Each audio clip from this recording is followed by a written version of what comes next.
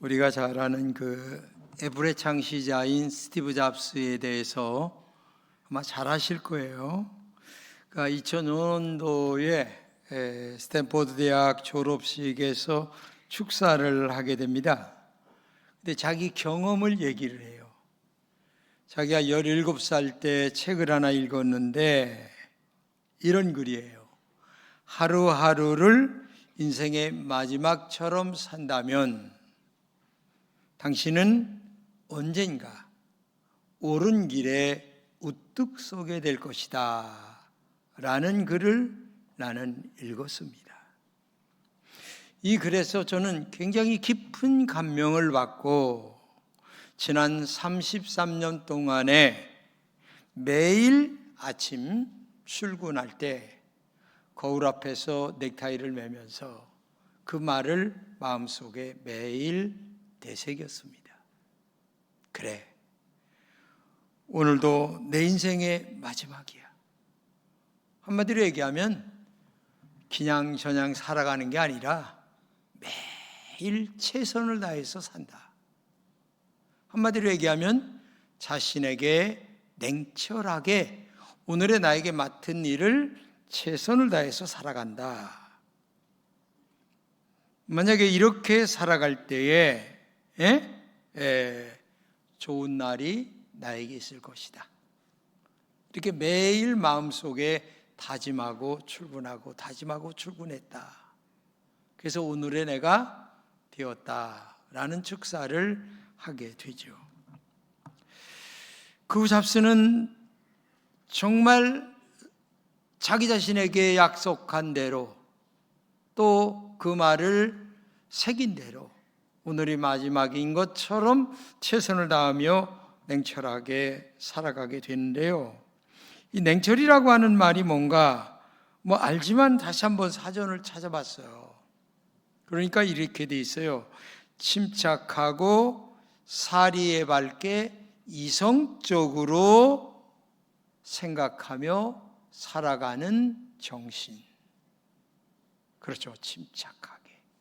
그리고 이성적으로 사리에 맞게 생각하는 거죠. 근데 우리는 냉철보다는 냉정할 때가 많습니다. 냉정이라고 하는 것은 사리에 맞지 않게 감정적인 때를 얘기합니다.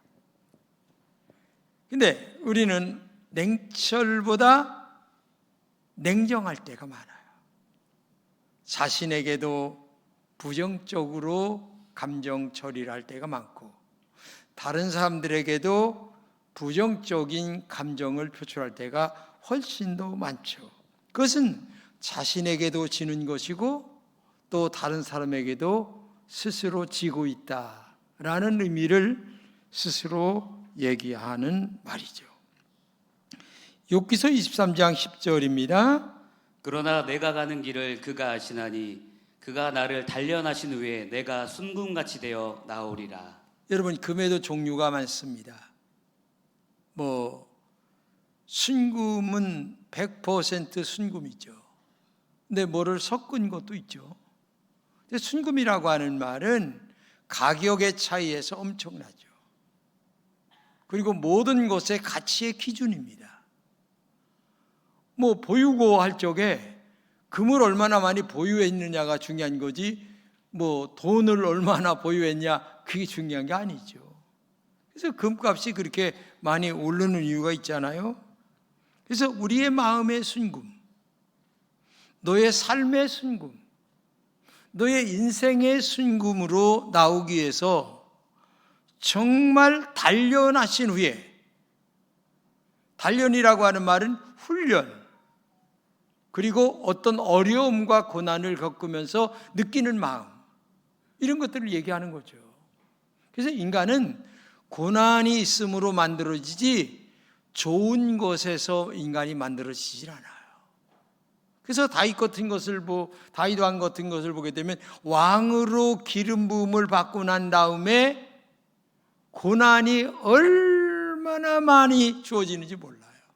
그때 앞으로 왕을 감당할 만한 능력이 주어지게 되는 거예요. 지혜가 주어지게 되고 그 다음에 감정 처리하는 방법들을 배우게 되는 거예요. 이게 사람이 고난이라는 것도 어느 정도 겪어야 돼요. 겪지 아니하면 다른 사람 이해 못합니다. 그래서 인생 속에서는 다 고난 속에서도 배우고 좋은 곳에서 배우면 얼마나 좋겠어요. 근데 좋은 곳에서는 배우지 못하고 오히려 교만해지기 때문에 고난이라는 게 그래서 필요한 거예요, 인간에게는. 그래서 훌륭한 가문은 일부러 자녀들을 키울 적에 고난 속에서 키우기도 하는 거 여러분 아시잖아요. 순금으로 나오도록 좋은 정말 참 인생을 살도록 말이에요. 그래서 우리는 자신에게 냉철함을 간직할 줄 아는, 이게 얼마나 중요한가를 우리가 알아야 됩니다. 그렇다면 우리는 어떤 일에 냉철해야 할까요? 첫째, 시간 활용에 냉철해야 합니다. 어떤 사람은 24시간 중에 14시간을 생산적인 시간에 살아갑니다. 정말 공부 열심히 하고 책 많이 보고 그 다음에 자기가 맡은 일 열심히 합니다. 근데 어떤 사람은 8시간 정도 직장 생활에서 하는 시간으로 만족해요. 그럼 벌써 4시간 지는 거예요. 여러분 이걸 알아야 돼요. 그래서 자기 관리가 철저한 사람들은 시간 관리에 있어서 생산적으로 냉철하게 자기를 관리할 줄 아는 사람, 이 사람이 얼마나 중요한가를 여러분 알아야 돼요. 공부하는 아이들 보세요. 벌써 서울대 가고 좋은 학교 가는 사람들은 학교 생활하고 학원 생활하는 게 벌써 시간이 확연하게 달라요. 이건 뭐 하늘과 땅 사이예요. 우리가 이걸 알아야 됩니다. 꼭 공부만이 아니라 자기 관리를 그렇게 한다는 얘기예요. 그래서 여러분들은 정말 냉철하게 시간 관리 잘 하시길 때에 내일에 대한 후회가 없이 살아갈 수 있는 발판이 마련된다. 시간 활용 잘 하시기를 축복합니다. 두 번째는 먹는 것에도 냉철해야 합니다. 사람은 뭐 아무거나 잘 먹어도 건강한 사람이 있어요. 조상의 은덕을 입어서, 유전을 입어서. 그런데 그게 1%도 안 돼요. 근데 그 사람을 나의 기준으로 삼으면 되겠습니까? 나는 지금 잘못된 유전자를 갖고 있는데, 여러분 그거 안 돼요. 어떤 사람은 그 사람을 꼭 갖다 대요. 자기는 유전자가 전혀 다른데. 여러분 정말 유전자 검사 해보면요, 거의 부모의 영향력이 거의 99%라고 해도 과언은 아니에요. 참 어제도 어떤 분 얘기했습니다마는 훌륭하신 목사님 계세요. 한노에 계신. 내 아들 셋이 죽었어요. 아버님의 유전을 받았어요. 딸 하나만 아버지 유전을 안 받고 지금도 살아있어요. 참 이상한 거예요 이게. 참 안타깝다. 그 좋은 대학 나오고 목사가 3명인데 3명 다 그렇게 됐어요. 큰 교회 다니면서. 사람 사는 게 그래요. 그러니까 이 건강관리 잘해야 돼요. 어떤 사람이 신장암 초기에 발견됐어요. 초기에. 근데 체구가 얼마냐? 110kg예요. 그러니까 의사가, 아산병원 의사가 수술하면서 이거 안 빼면 당신 당뇨 걸리고 혈압 걸려서 바로 죽을 확률이 커. 아주 이렇게까지 얘기를 한 거예요. 그러니까 살 빼야 돼. 그러니까 이 양반이 죽는 얘기를 듣고 마음에 결심을 한 거예요. 나와서 8개월 만에 70kg로 뺐어요. 아멘이죠 진짜. 할렐루야야 이거는. 근데 병원에 갔어요. 의사가 깜짝 놀라는 거예요. 사람이 완전히 변해서 왔으니까. 검사를 하니까 피가 너무 맑은 거야. 그러니까 의사가 깜짝 놀라고, 아니 어떻게 이렇게 됐냐고. 살려면 빼라고 했잖아요. 그래서 난 살려고 죽었다가 살아났습니다. 근데요, 그 기운, 내력, 이 체력의 기운을 차리는데 2년 걸렸어요. 기력이 다 빠져가지고서 비실비실. 그만큼 냉철하지 아니하면 어떤 사람은요 약 먹고 빼려고 그래요. 참 바보도 그런 바보가 있어요. 안 먹으면 저절로 빠지는데 왜 돈 들이면서 뺍니까? 참나 이상해요. 덜 먹으면 저절로 빼져요. 근데 돈을 들이면서 빼려고 그 돈 있으면 나 좀 줘요. 좋은 곳에 쓸 테니까. 좀 적게 잡숴요. 배가 고파서 쪼록쪼록 해도 저녁 먹지 마세요. 저녁 세이 먹지 마세요. 그러면 저절로 빠져. 피가 맑아져. 건강해져. 이걸 아셔야 돼요. 사람이 자신에게 냉철해야 되는 거예요. 그렇잖아요. 건강하시기를 주님의 이름으로 축복합니다. 세 번째, 영적으로 냉철해야 돼요. 영적으로 냉철하라고 하는 말은 난 하나님의 축복을 받아야 돼. 하나님의 축복 받으려면 기도해야 돼. 말씀 읽어야 돼. 그리고 믿음으로 살아야 돼.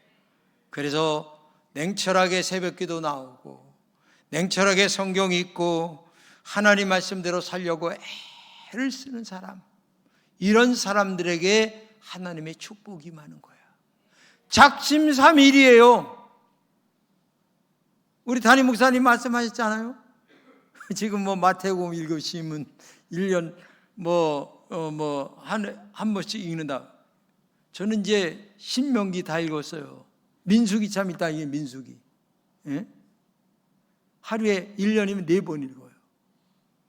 자기 마음에 작심하기 나름이에요.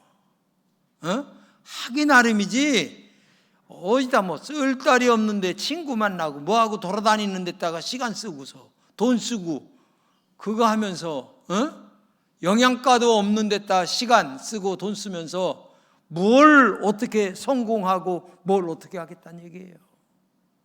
안 되는 거예요. 하나님의 축복을 어떻게 받겠다는 거예요. 아니 해가 쨍쨍한데 산꼭대기 가서 배를 만들라. 여러분 그저 이유 없이 순종하는 거 쉬운 게 아니에요. 그게 쉬운 게 아니에요. 근데 그냥 죽은 사람처럼 등신처럼 순종하는 거예요. 때가 되니까 하나님께서 그래서 그랬구나. 노아의 홍수가 그래서 내리잖아요. 여러분 영적으로 냉철하시기를 축복합니다. 스티브 잡스는 자신이 세운 회사에서 쫓겨났잖아요. 그런데 중요한 것은 1985년도에 쫓겨난 일을 이렇게 회상합니다. 그때는 정말 고통스러웠다. 돌이켜보면 그것은 내게 가장 좋은 일이었다. 나는 다시 초심으로 돌아왔고, 이게 중요한 거죠.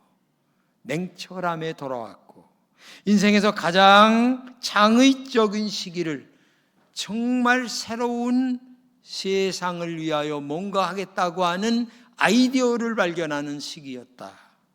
실패가 끝이 아니라 새로운 시작이 되었다. 실패가 아니었으면 이게 뭐가 창의적인 것이 안 만들어진다는 거죠. 그러니까 오히려 실패가 굉장한 성공의 지름길이었다. 쫓겨난 것이 오히려 더, 그래서 다시 CEO로 복귀할 수 있었잖아요. 다윗도 마찬가지입니다. 왕으로 기름 부음 일찍 받았어요. 나이가 몇 살인지는 모르지만 15, 17 그때 받았어요.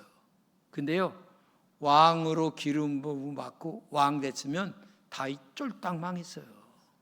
그때부터 하나님이 약 15년 동안 고난 훈련 시키는데 죽을 고비가 창이 그냥 샥 날아가고 화살이 샥 날아가고 가슴에 맞을 게 이게 5cm도 안 될 정도로 날아가는 게 한두 번이 아니에요. 얼마나 죽을 고비가 되면 다른 나라에 가서 미친 사람처럼 침을 흘리면서 이렇게 살았어요. 아니 하나님이 왕으로 세우신다면서 왜 이렇게 여러분 고난이 아니면 사람이 못 깨달아요. 말로 깨달으면 얼마나 좋아요. 설교 이 시간에 깨달으면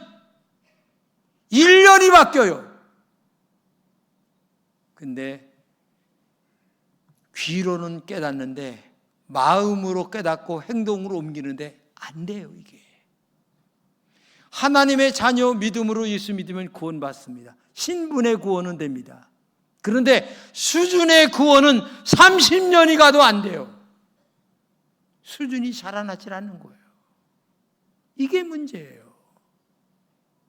그렇기 때문에 오늘도 우리가 이걸 알아야 됩니다.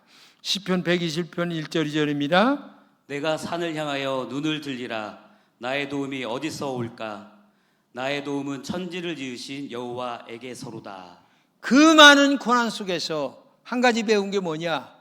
하나님이 나를 돕지 아니하면 안 된다. 이거를 아는 거예요. 그러니까 여기 얘기가 뭐냐? 나의 도움이 어디서 올까? 나의 도움은 천지를 지으신 여호와 하나님에게서 온다. 이거 하나 배우기 위하여 그 많은 고난 속에서 다윗은 눈물을 흘리면서 하나님 앞에 기도를 배웠고 하나님 앞에 의지하는 것을 배웠고 하나님께 믿음이 무엇인가를 깨닫게 되었다는 얘기예요. 여러분도 오늘의 다윗이 되시기를 축복합니다. 여러분의 인생은 반드시 전능하신 하나님의 축복이 있어야만 된다. 내가 이런 계획 저런 계획 많이 세워요. 그런데 내가 실천도 못해. 그리고 하나님의 도우심도 없어. 안 되는 거예요. 내가 실천할 수 있는 능력도 하나님이 주시고 깨닫는 마음도 하나님이 주시고 실천할 수 있는 힘도 하나님이 주실 때에 무언가 이루는 역사가 이루어지게 될 줄로 믿습니다. 오늘 본문의 이야기가 그 얘기예요. 이스라엘과 블레셋과 싸움이 있었어요.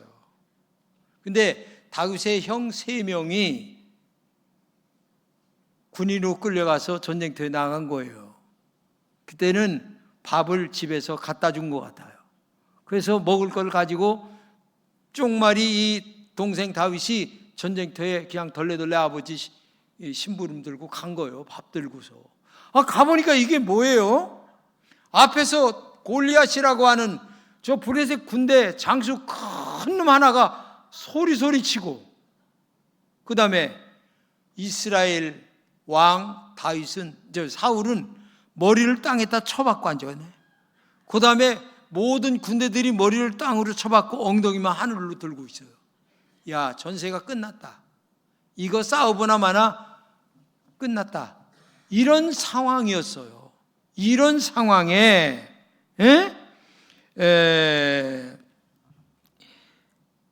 26절 한번 읽어주세요. 이 블레셋 사람을 죽여 이스라엘의 치욕을 제하는 사람에게는 어떤 대우를 하겠느냐? 이 할례 없는 블레셋 사람이 누구간데 사시는 하나님의 군대를 모욕하겠느냐? 자, 두 가지를 얘기합니다. 다윗이, 야, 내가 만약에 싸워서 이길 때에 나에게 어떤 대우를 해주겠느냐 라는 말과, 또 하나는 하나님의 군대를 모욕하는 놈이 도대체 어떤 놈이냐, 나하고 한번 붙어보자, 이 얘기예요. 이게 중요한 겁니다. 여러분, 다른 사람들은 왕서부터 전부 다 머리를 땅에다 쳐박고 지금 마음이 약해졌고 전세가 약해졌고 다 지금 죽을 지경이 다 됐는데, 아니 젊은 16달 된 이 다윗은 당장 나가서, 아니 하나님의 군대를 모욕하는 저놈은 뭐요? 지금 이런 식으로 얘기하며 내가 나가서 싸워 이기겠다라고 얘기를 하는 거예요. 이 소식이 누구한테 들어갔어요? 사울 왕에게 올라간 거예요. 사울 왕 앞에 섰어요. 야, 네가 싸우겠냐? 자신 있습니다. 그러면 내 갑옷 입고 나가라. 그 입어보니까 너무 커. 그러니까 이거 안 됩니다. 나는 그냥 내 방법대로 싸우겠습니다. 이거 마음속에 이기겠다는 생각 한 번 0.1%도 아마 안 했을 거예요. 근데 다윗은 자신 있다는 마음으로 나가는 거예요. 왜? 하나님이 대신 싸워주신다. 하나님이 대신 이기게 하신다. 내가 싸우는 게 아니라 하나님이 싸우신다. 이 마음을 다윗은 갖고 있었기 때문에 자신 있게 지금 이 전쟁터에서 골리앗과 싸워 이기겠다고 하는, 한마디로 얘기하면 이겨놓고 싸운다 이 말이에요. 내가 싸워서 이기겠다가 아니라 하나님이 벌써 싸워놓고 이긴다, 하나님이 이기게 하신다라고 하는, 이미 전쟁의 승패는 끝났다. 왜? 내가 싸운 게 아니라 하나님이 싸우시기 때문에 이긴다 이 말이에요. 그러면 오늘 다윗이 골리앗을 이기는 힘이 어디서 나왔을까? 32절입니다. 다윗이 사울에게 고하되 그를 인하여 사람이 낙담하지 말 것이라. 주의 종이 가서 저 블레셋 사람과 싸우리이다. 이 말이 뭡니까? 사울에게 하는 말이 그를 인하여 사람이 낙심하지 말 것이라. 왕이여, 낙심하지 마세요. 걱정하지 마세요. 왜? 주의 종이 가서 저 블레셋 사람과 싸우겠습니다. 앞에 있는 저 엄청나게 290cm나 되는 엄청난 골리앗이라 할지라도 내가 가서 싸우겠습니다. 이 말은 뭐냐면은 내가 나가지만 내 앞에 살아계신 하나님이 나가서 싸워 주실 것입니다. 낙심하지 마세요. 이 말이에요. 지금 이게 중요한 겁니다. 그렇기 때문에 오늘도 여러분과 제가 제일 중요한 것은 뭐냐? 눈에 보이는 현실 중요합니다. 저기는 어떻고 거기는 어떻고, 그러니 계산해 보니까 저도 안 되고, 계산해 보니까 안 되고, 그래서 안 돼! 이렇게 나올 수도 있죠. 그러나 안 되는 상황이라도 하나님이 함께하는 사람, 믿음의 사람에게는 안 될 것이 없어요. 왜? 전능하신 하나님이 싸워 이기기 때문에. 여러분, 이스라엘이요, 강원도처럼 똑같이 생겼어요. 제가 몇 번 갔어요. 근데 3분의 2가 사막이에요. 3분의 1이 겨우 사람 사는 곳이에요. 근데 사막에다가 사람이 살아요. 왜? 물을 끌어다가 하여튼 요만한 파이프에다가 나무 하나하나에 물이 똑똑똑똑. 이야, 저는 그걸 보면서요, 우리나라는 진짜 천국의 땅이다. 사계절 다 있죠. 아니면은 비가 계절마다 이렇게 강수량이 많아서 거기는요 진짜 물전쟁이에요. 거기는 지금 그 갈릴리 호수에 내려오는 그 물 하나 때문에 옆 나라와 전쟁하고 있는 거예요 지금. 근데 그거 하나 때문인데도 거기서 갖다 쓰는데, 먹는 물 따로, 화장실 물 따로, 설거지 물 따로. 근데 버리질 않아요. 그 설거지 물을 전부 다 받아다가 다시 청소해서 나무 다 키우는 데 갖다 하나. 야, 난 그걸 보면서 저렇게 살면 못 살 사람이 없다. 진짜. 제가 그 농원에 가서 세상에 그 대추 열매 그거 보면서 얼마나 다른지 몰라요. 근데 그 나무 밑에 보게 되면은 돌아가면서 똑똑똑똑 물이 떨어지게끔. 그래서 그 모래밭에서 그 수만 그루의 나무가 큰 것을 보면서 기가 막히고. 그런데 강원도만한 나라가 그 아랍의 주변에 15개도 더 되는 그 아랍권과 싸워 이기잖아요. 이런 정신이 있는 거예요. 하나님이 함께한다라고 하는 믿음, 하나님이 싸워주신다고 하는 믿음, 이거 하나만 마음속에 갖고 있다면, 그리고 그런 믿음으로 살아간다면 26년도에 수많은 골리앗들이 우리 앞에 넘겨온다 할지라도 우리는 싸워서 이겨나가 승리하게 될 줄로 믿습니다. 여기 보게 되면 눈에 보이는 현실에 압도되었다라고 하는 말이 나오는데, 압도되었다라고 하는 말의 뜻이 뭘까? 첫째는 골리앗의 외모 때문입니다. 4절 이하 읽어주세요. 그 신장은 6규빗 한 뼘이요 머리에는 노투구를 썼고 몸에는 비늘 갑옷을 입었으니 그 갑옷의 중수가 놋 5,000세겔이요 그 다리에는 녹 각반을 쳤고 어깨 사이에는 놋 단창을 메었으니 그 창자루는 배틀채 같고 창날은 철 600세겔이며 방패든 자는 앞서 행하더라. 이거를 다 설명드리기는 어렵고 쉽게 한마디로 얘기하면 키가 290cm입니다. 그리고 머리에서부터 투구, 칼 뭐 이거 보니까 입이 저절로 벌어지는 거예요. 입이 저절로 벌어지는 거예요. 그러니 거기에 압도당하지 않을 수가 있겠어요. 그러니까 그냥 뭐 머리를 쳐박고 죽었다, 우리 졌다, 이런 상황 속에 있었던 거예요. 두 번째는 말에 압도당했어요. 8절 이하입니다. 너희는 한 사람을 택하여 내게로 내려 보내라. 그가 능히 싸워서 나를 죽이면 우리가 너희의 종이 되겠고 만일 내가 이겨 그를 죽이면 너희가 우리의 종이 되어 우리를 섬길 것이니라. 그 블레셋 사람이 또 가로되 내가 오늘날 이스라엘의 군대를 모욕하였으니 사람을 보내어 나로 더불어 싸우게 하라. 이 말은 한마디로 얘기하면 너희들 중에 나하고 싸워서 이길 수 있는 사람 한 사람만 내보내. 그러면 1대1로 붙어서 이기는 사람이 이기는 패가 되는 거야. 내가 이기면 우리가 이기는 거고 너희들이 지면 너희들이 지는 거야. 이렇게 소리를 치는데 나갈 사람 다 찾아봐야 이길 만한 사람이 한 명도 없는 거예요. 그러니 머리를 안 쳐박을 수가 없는 거예요. 상황이 이런 상황이에요. 한마디로 얘기하면 너무나 큰 키에 압도당했고 그가 하는 말에 우리는 싸울 만한 사람이 그렇게 찾아봐도 없어. 그러니까 지금 압도당하지 않을 수가 없다. 그래서 다윗은 하는 말이 이런 상황 앞에서 이런 말합니다. 그를 인하여 낙심하지 말 것이라. 그를 인하여 낙심하지 말라. 골리앗이 있고 26년도에 우리 앞에 여러 가지 어려움과 고난이 있어요. 정치적인 문제, 건강의 문제, 자식의 문제, 뭐 수많은 어려운 문제들이 난제되어 있어요. 그러나 그 골리앗을 인하여 난제를 때문에 어려움을 인하여 낙심하지 말아라. 하나님 앞에 기도하라. 믿음으로 살아라. 말씀대로 살아라. 하나님을 바라봐라. 의지하라. 이 말을 우리에게 지금 하고 있는 거예요.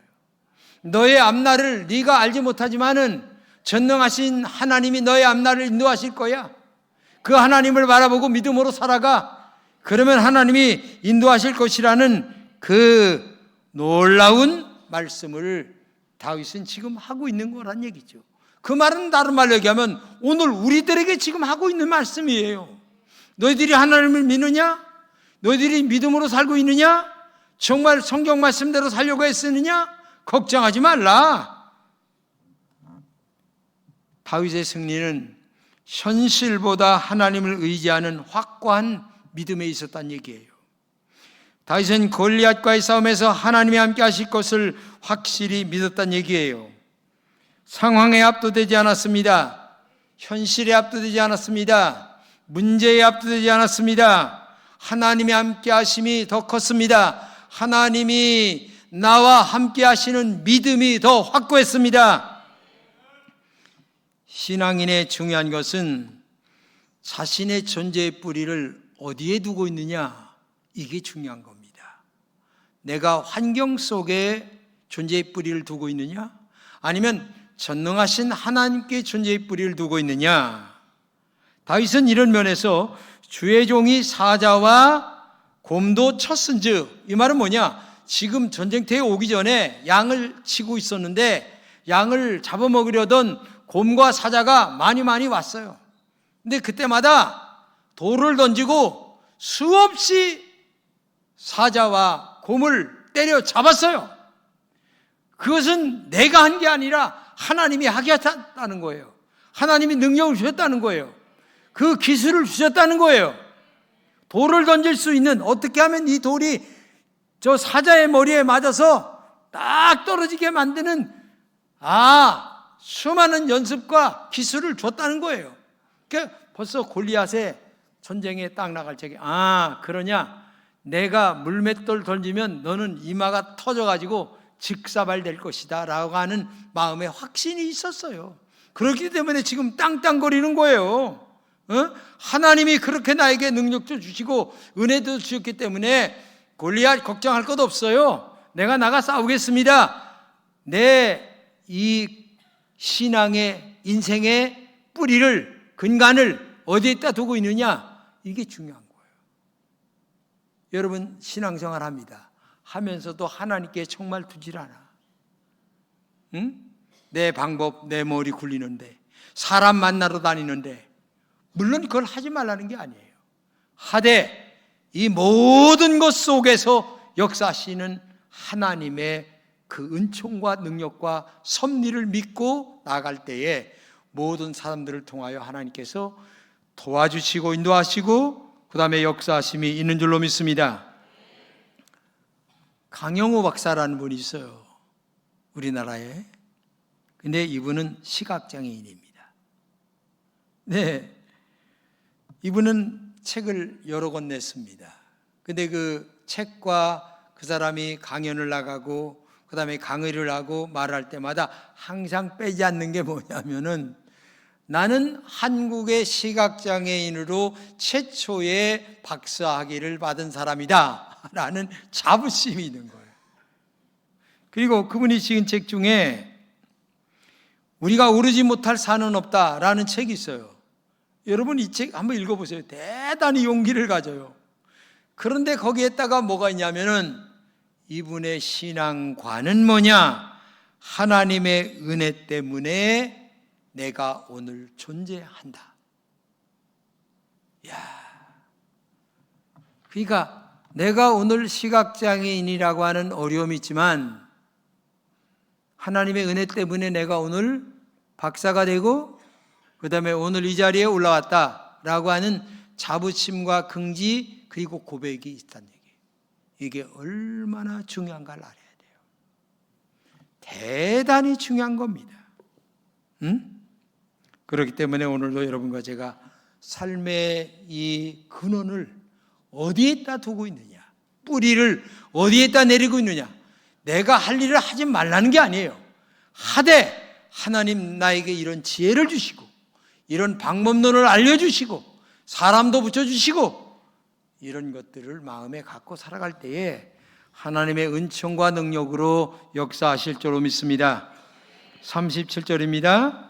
또 가로되 여호와께서 나를 사자의 발톱과 곰의 발톱에서 건져내셨은즉 나를 이 블레셋 사람에게서도 건져내시리이다. 자신이 있다 이거예요. 곰과 사자에게서 건져내신 하나님이 지금 골리앗 자신이 있다 이거야. 아마 발톱에서라고 하는 말을 보게 되면 아마 맞붙은 것 같아요. 사자와 곰하고도 이렇게 멀리서 싸운 것도 있겠지만은 아마 같이 뒹굴기도 한 것 같아요. 그런 걸 보게 되면 그런 중에서도 건져내셨다면 하나님이 지금 여기서도 나를 건져낼 것이다. 그리고 골리앗에게 나가면 이런 말합니다. 너는 칼과 창과 단창으로 내게 나아오거니와 나는 만군의 여호와의 이름 곧 내가 모욕하는 이스라엘 군대의 하나님의 이름으로 내게 가노라. 전쟁은 여호와께 속한 것인즉 그가 너희를 우리 손에 넘기시리라. 전쟁은 여호와께 속한 것인즉, 이걸 여러분 우리가 다 하는 것처럼 보여도 뒤에서 이것을 이끄시고 역사하시는 분은 하나님이시라는 얘기예요. 이 근간이 뿌리가 이 마음속에 있었어요. 그래서 늘 걸어가면서도 기도하고 하나님 도와주세요. 저에게 지혜를 주세요. 이 방법이 날까요? 저 방법이 날까요? 이 마음이 있었다는 거예요. 이 뿌리가 가슴 속에 있었어요. 그게 전적인 하나님을 의지하는 거예요. 여러분 이걸 알아야 돼요. 저는 20살에 교회를 나갔어요. 덜렁덜렁 군대 갔다가 그저 경기도 광주에서 덜렁덜렁 교회 왔다 갔다 했어요. 아무것도 모르고. 근데 제대할 때 하나님을 만나게 되는데 예배 드리는데 하나님께서 저에게 찾아오셨어요. 이야, 찾아오신 이 마음의 행복, 기쁨, 은혜, 능력, 그때 마음에 결심이 쓰는 거예요. 나는 하나님을 믿으며 살아야 되겠다. 여러분, 하나님을 만난다는 것, 하나님의 인도를 받는다는 것. 제가 그래서 여기 85년도에 교인 한 명도 없이 개척을 한 거예요. 예? 하나님이 이 건물을 지는데 이게 200억이 들어가는 거예요. 예? 지난 도지사님이 오셔가지고 200억도 더 들어갈 것 같아요. 그러시더라. 하나님이 하셨죠. 제가 지금도 빛 가운데로 걸어갑니다. 예? 어떤 빛인지 잘 생각하세요. 빛 가운데로 걸어가지만 하나님이 다 인도하시는 거예요. 다 역사하세요. 제가요 아무것도 아닌 것 같은데 하나님이 하시니까 제가 저를 봐서는 오늘 아침에도 기도하는데 그래요. 내가 뭘 한 건가? 그냥 살아오긴 살아온 것 같은데 아이고 뭐 하나님이 아니면 내가 뭘 했을까? 그래서 눈물이 핑 도는 거예요. 감사하는 마음 때문에. 이걸 여러분 꼭 기억해야 될 줄로 믿습니다. 다윗은 마음속에 한 가지입니다. 오직 하나님을 의지함으로 승리할 수 있다.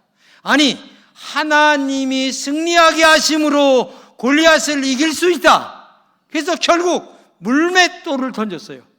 돌을 던진 거예요. 던졌는데 어쩌면 그것이 이마에 가서 맞아가지고서 골리앗이 퍽 쓰러져 죽어버리고 마는 거예요. 그래서 골리앗이 갖고 있었던 칼을 빼내서 목을 친 거예요. 그래서 전쟁은 그냥 끝장나버리고 마는 거예요.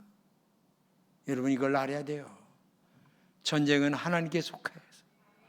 우리나라도 하나님께서 지켜주셔야 될 줄로 믿습니다. 이런 은혜가 있어야 되는 거예요. 이런 은혜. 저는 여러분들에게 정말 부탁을 드려요. 하나님이 축복하시는 다윗의 믿음을 여러분들도 가지시길 축복합니다.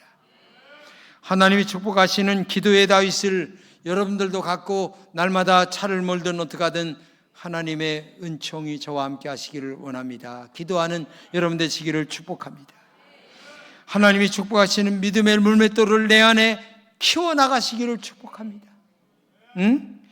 믿음의 물맷돌을 사용하는 믿음의 용기, 자신감, 도전의 용기, 이런 것들이 있어야 되는 거예요. 하나님께서 나에게 주신 믿음의 물맷돌을 자신 있게 던지는 이런 힘과 용기가 여러분들에게 있기를 진심으로 축복합니다. 비록 우리는 연약하지만 하나님의 자녀입니다. 하나님이 우리 아버지가 되십니다. 올 한 해 살아가는 동안 수많은 골리앗들이 우리 앞에 넘실넘실 찾아올지 모릅니다. 어떤 골리앗이 찾아올지 아무도 알 수 없어요. 우리의 문제들 앞에 덤벼들 것입니다. 그때마다 다윗처럼 영적으로 냉철하십시오. 기도하는 종이 되시기를 바랍니다. 하나님이 사람을 붙여달라고 기도하시기를 축복합니다. 천지를 창조하신 하나님, 지금도 우주를 운행하신 하나님, 만군의 여호와 하나님. 여러분, 트럼프 대통령이 비록 장사꾼이지만 그에게 딱 한 가지 확실한 건 있어요. 하나님이 살아계시다. 그는 딱 한 가지 있어요. 참, 그 믿음에 그게 하나가 있어요. 이상하게. 에? 그러니까 미국이라는 나라를 전 세계가 이길 수가 없어요. 하나님이 딱 근간을 붙잡고 계시니까. 대단한 거죠. 여러분들을 붙잡고 계시는 하나님과 함께 하시기를 축복합니다. 다윗의 믿음이 여러분과 함께 하시기를 축복합니다. 하나님이 여러분들을 붙잡고 올 한 해도 함께 가시기를 축복합니다. 이 은혜가 오늘도 이 나라와 함께 하시고 여러분들과 함께 하셔서 승리하시기를 진심으로 축복합니다. 기도합시다. 하나님 감사합니다. 올 한 해도 하나님 함께 하셔서 나라를 지켜주시고 우리 모든 성도들을 지켜주셔서 하나님께 영광이요 나에게는 축복의 삶을 살아가는 믿음의 종들이 다 되게 하여 주옵소서. 예수님의 이름으로 기도합니다.